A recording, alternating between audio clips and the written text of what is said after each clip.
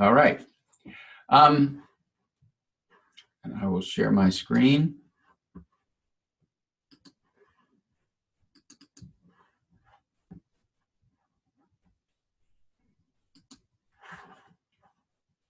And make it big. And put it in presentation. Okay. So today we're going to talk about screening and population approaches. This is something that you need to have as a familiar area. You don't need to be the expert on all the screening tools and stuff, although I'm going to introduce you to a few of them just so that you'll be familiar. But the basics of population approach is something that you need to be conversant with, or it will help you with your credibility when you're talking into primary care practices. So if we're going to start from absolute scratch with an integration approach, what should we do? And I want to suggest that you start with a population. Partly that's because if you start with everything, you end up doing not as good a job, harder to find out how you're doing, takes a lot longer for the PCPs to get with the program. And particularly if the PCPs are in on deciding what group we're going to start with, you end up with a good deal more mandate in the practice. So there are lots of ways that they might decide, what group uses the most resources, or what group is the most frustrating to them, or what group the regulators want them to address. It's very common to start with depression, but I'm going to talk about this as if there was a real choice, because some places do not start with that.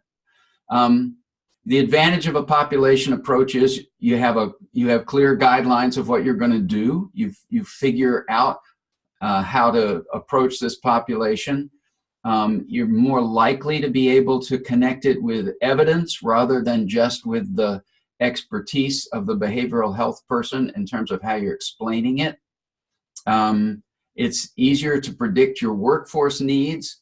One of the things that happens not uncommonly is a site has a new behavioral health clinician. They've got a new clinical social worker, and she's responsible for all the behavioral health that they can figure out they need. And when she says, well, I can't address all of this, I can't do all of this, the idea of having a second is just a surprise to people. They don't get the sense of what workforce they need to do the job. Whereas if you have a much narrower definition of who you're serving, you're likely to be able to not only focus the efforts for that group, but you also, when you expand the group that you're serving, is a time when you can reassess whether there's going to need more workforce for the expanded group. So you start out focusing on one group, and as you get your workflows and your people's expertise in how to deal with that, then you can discuss, how about if we go to another group? Let's expand it. Because in the long run, it's going to be an irritant if you can only serve this one group. So you should think of it as the first iteration rather than as the permanent program. The population approach is pretty straightforward. You have to identify who is in and who is not in. And screening can be an approach to that. Remember that screening is identifying patients at risk for the problem, not necessarily the process of diagnosing the problem. As you identify, you have to have a protocol to assure that the person really has the problem, because screening should identify a broader array of folks than actually have it. You want to have a list of who's been identified. Can be called a registry. So as people get identified, they go on the list. You can consider using the registry as well to monitor the progress of patients. It allows you to address the needs of people who don't necessarily come in for visits. So phone outreach or other kinds of things. And you can, if you have a protocol, we're going to call them, you know, twice in the first month and once in the second month. You need some record of who's gotten what kind of contact in order to do that. You have an initial approach to anyone who's in the population. So everybody who comes in gets a treatment or approach 101, whatever that is. And you want to make that interventions that are pretty simple. The depression studies often had people choosing between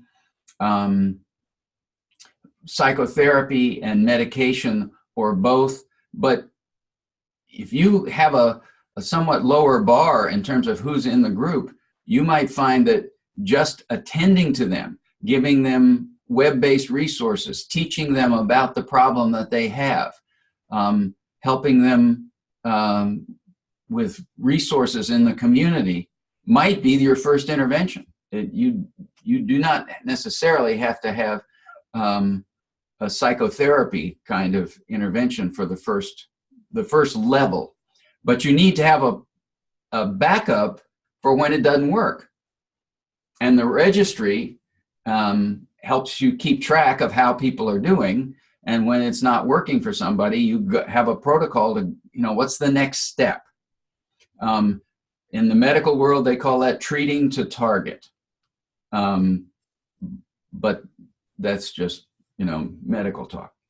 But you have to have a way of tracking what the changes are. And that also, the, excuse me, the registry helps you keep up with people so that you can do that. When it comes time to talk about this new program and introduce the program, you want it led by the medical director or some other leader. This is not something that you want the behavioral health person leading.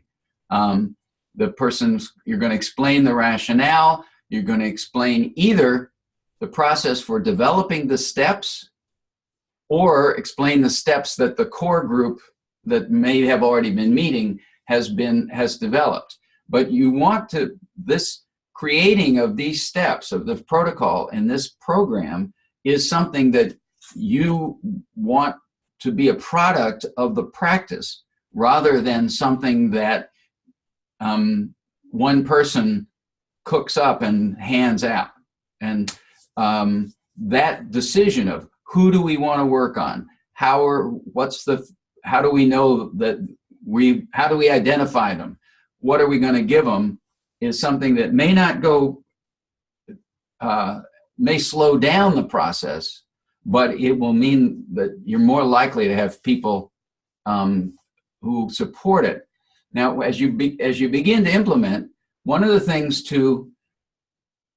we're back a little bit on what we talked about yesterday. When you were talking about it, you want to have evidence for this approach in this population, because doctors believe in evidence. That even if you think this is so obvious, they are going to want there to be some sort of evidence. Doesn't have to be the strongest evidence for this particular thing, but there's got to be something there.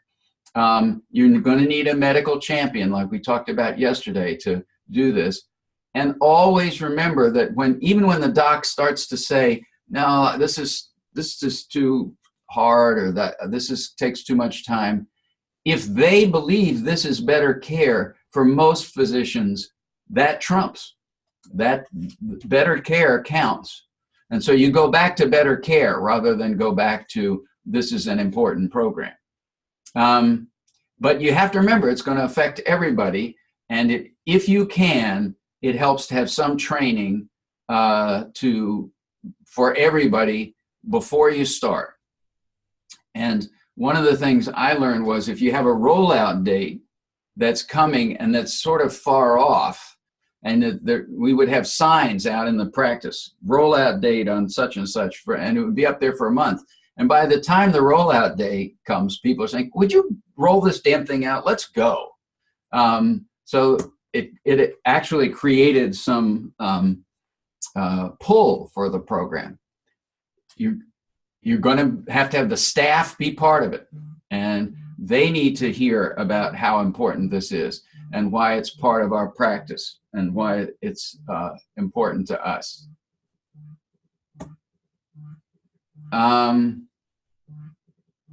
So let's talk about who you might pick.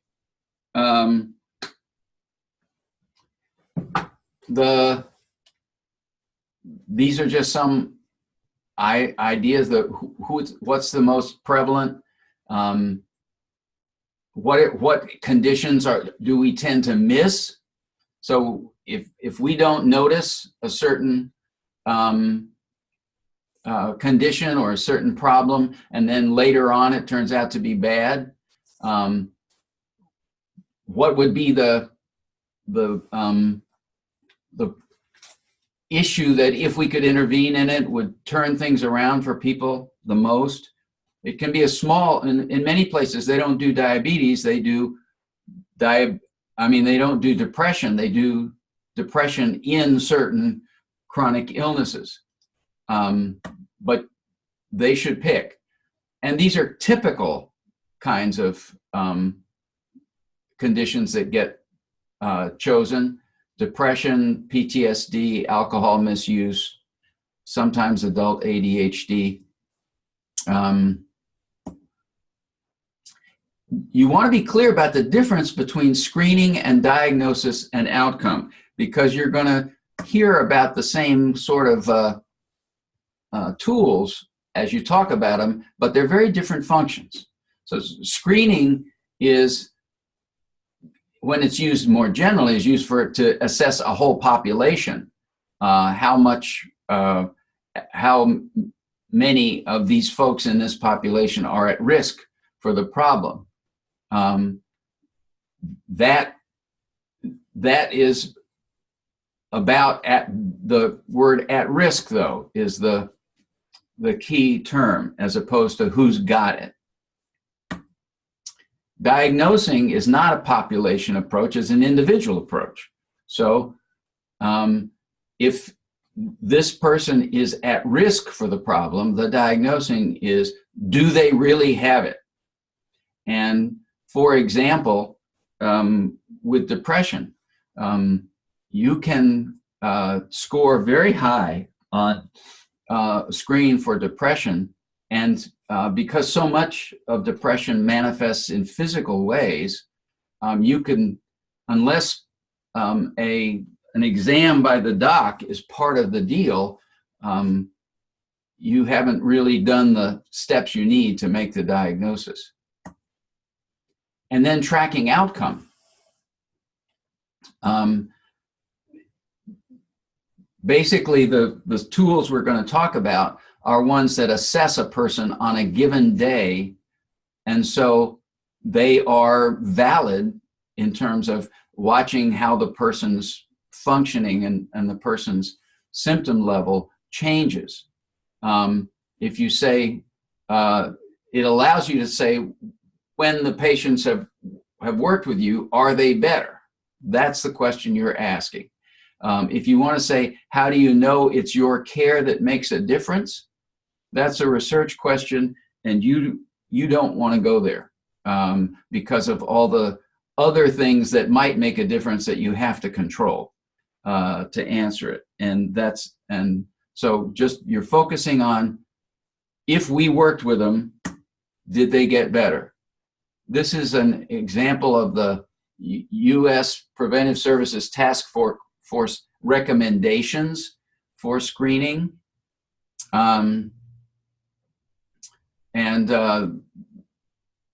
Just to show that some things that you would think are, you would of course screen for, they don't recommend, and some that they do. This is something, the one we talked about last time, that you can build workflows off of the screening and the decisions that go into it. Who does what makes a big difference for how you do screening, and gives you a focus for the conversation as you're bringing on the program. Here's an example of one set of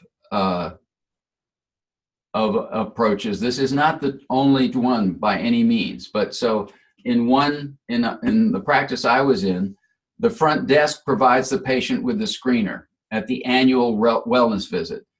The person completes it in the waiting room and brings it with them into the exam room. They have their little clipboards. We have primary care now. You have to have 1 million clipboards to have a primary care practice.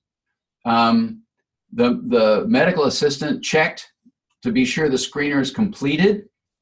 And if the screener wasn't completed, she would sit with the patient and read the questions so that they could complete it. That you have to teach the person how to do that in a way that doesn't overtly challenge the literacy of the patient.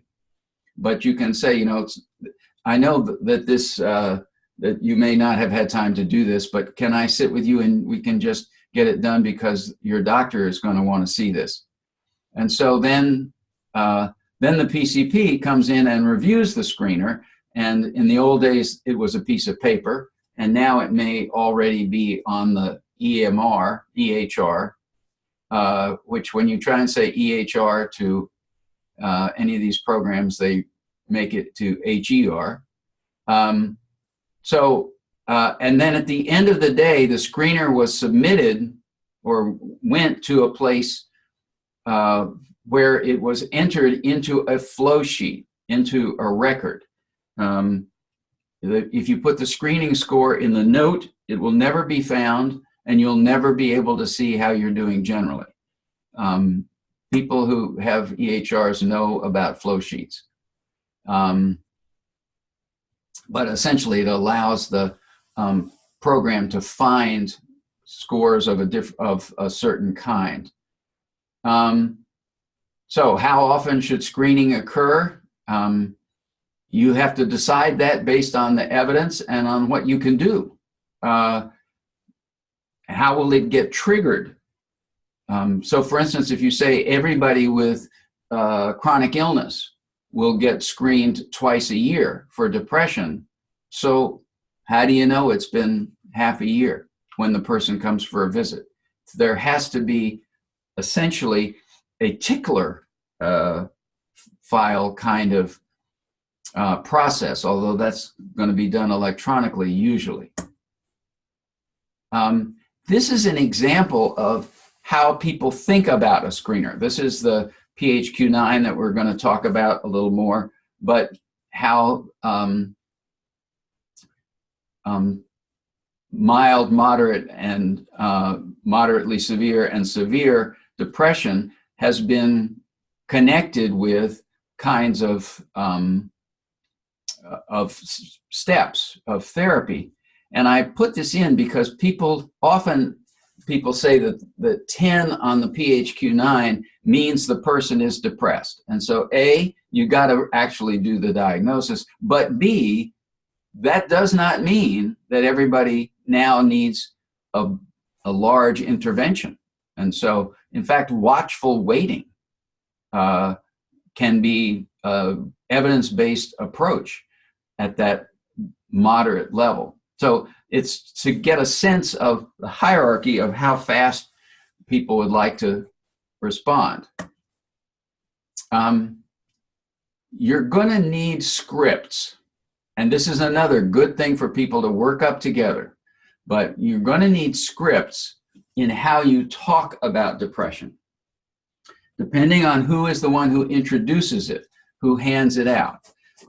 In some practices, you just hand it out, fill this out. And so there's no talking about it. In other times, you need a script. So if it's general, it can be something like, we routinely give this to all our patients. That's one thing you want to emphasize. This is for everybody. But sometimes you're going to have specific responses. So the doc is talking to somebody who comes in with headaches and finds out that they've been feeling down and depressed. And even though it's not time to screen for them, it's not their annual visit, the doc should screen because it was indicated.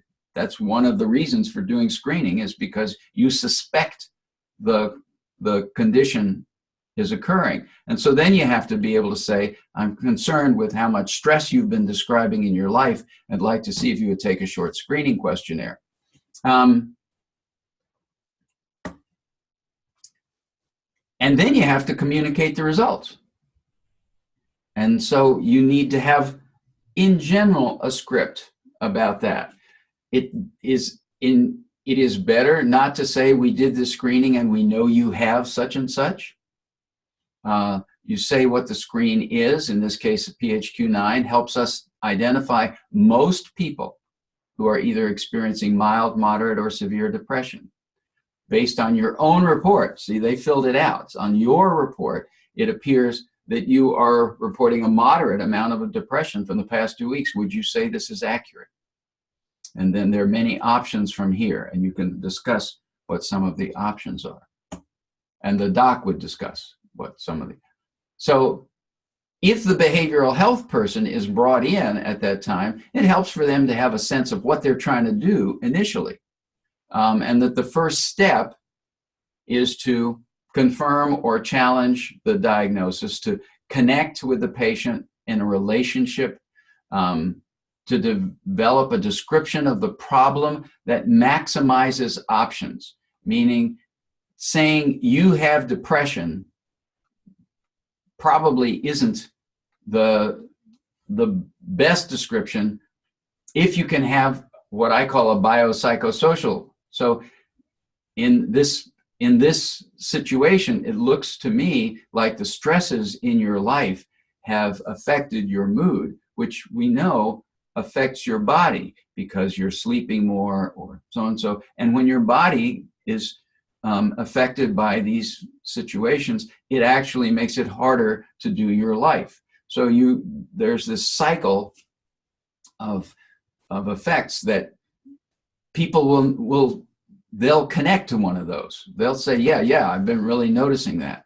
And describing this cycle of effects, not just a diagnosis, gives you more places where change can happen.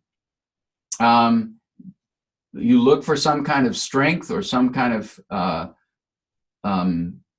something that they have done right or well that starts getting a little hope, and you orient them to the possible next steps. And then it says start treatment. Probably people come back for the treatment. But you could do this kind of thing if you're a behavioral health person right on the spot as the person gets identified. The PHQ-9 is an example of a good screen. It's very easy to take. It can be administered in a number of ways. You do not have to have a clinician to administer it.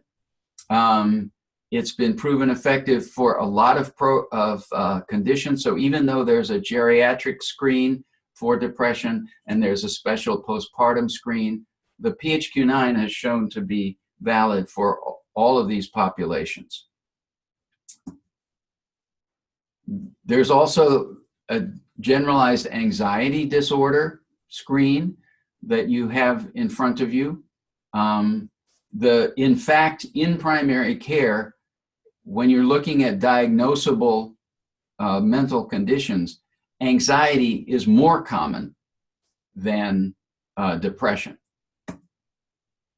You have a PTSD screen in front of you.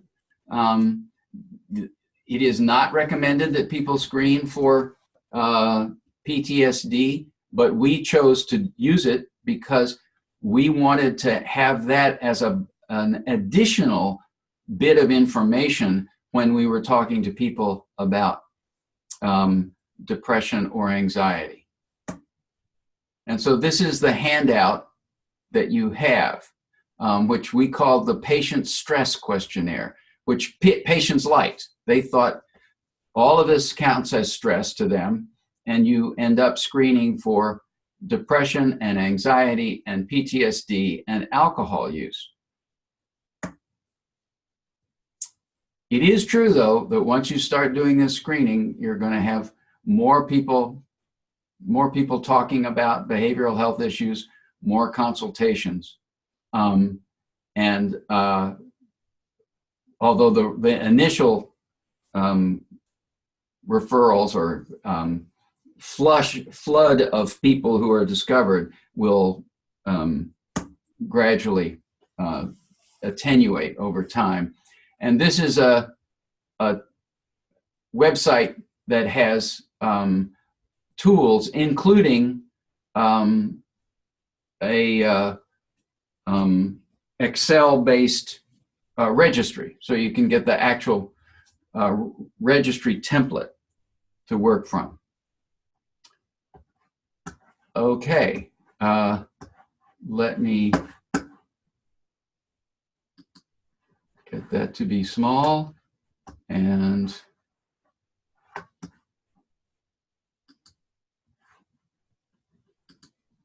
stop sharing my screen.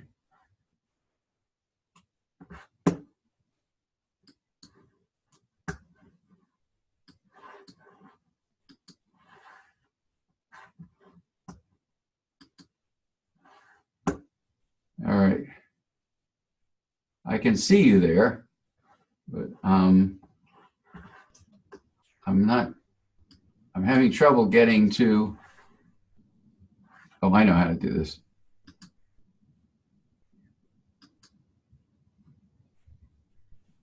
Well, folks, I can't figure out how to, oh, here it is. Here's how I stop sharing. There we go. All right.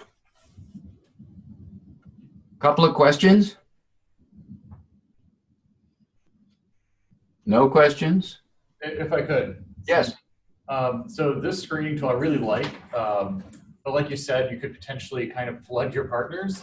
If you're going to start screening for a large population and you're a larger primary care group to begin with, should you communicate out to your partners early on and say, we want to implement a new screening tool. We may be referring potentially a significant number of substance use disorder cases to you in the next 3 months? Or how do you loop in your partners so that you just all of a sudden don't like hit them with like 30 referrals? Oh, I see. And who is partner meaning intern? No, I see. But does partner mean internal to the practice or another organization that you use?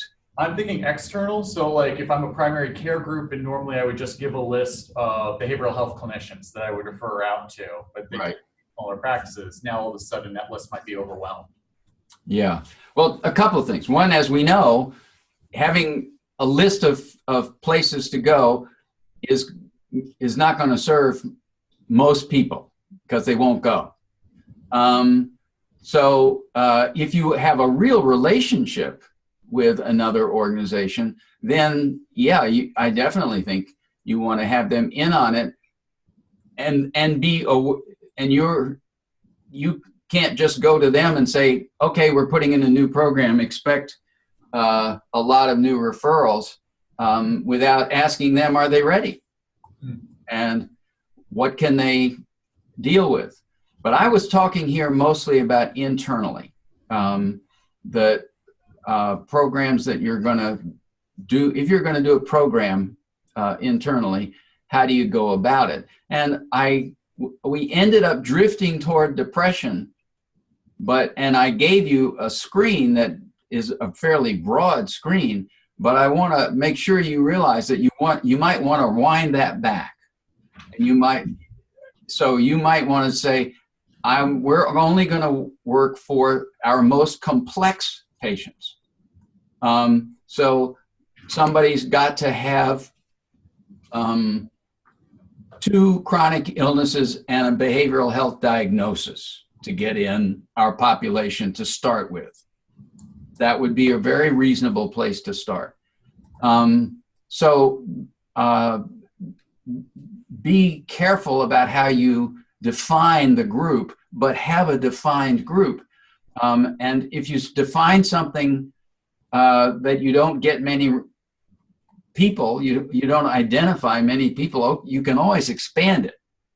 But if you start out with a group that's going to be a big percentage, I mean, if on any one day, at least 10% and maybe more of the people in your practice, any one practice, will qualify for a diagnosis of major depression.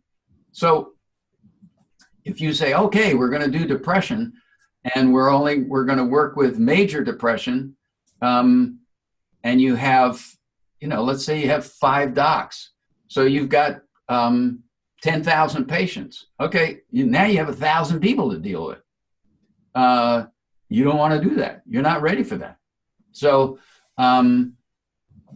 this is a conversation. I'm urging careful conversation in the front of this, rather than here's Melissa, she's a great social worker, we'll give her an office and see what happens then.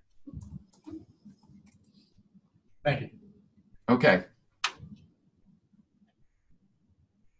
Sandy, I've got one. Yeah. And I guess you can always count on me for one. So, we're in the middle of it.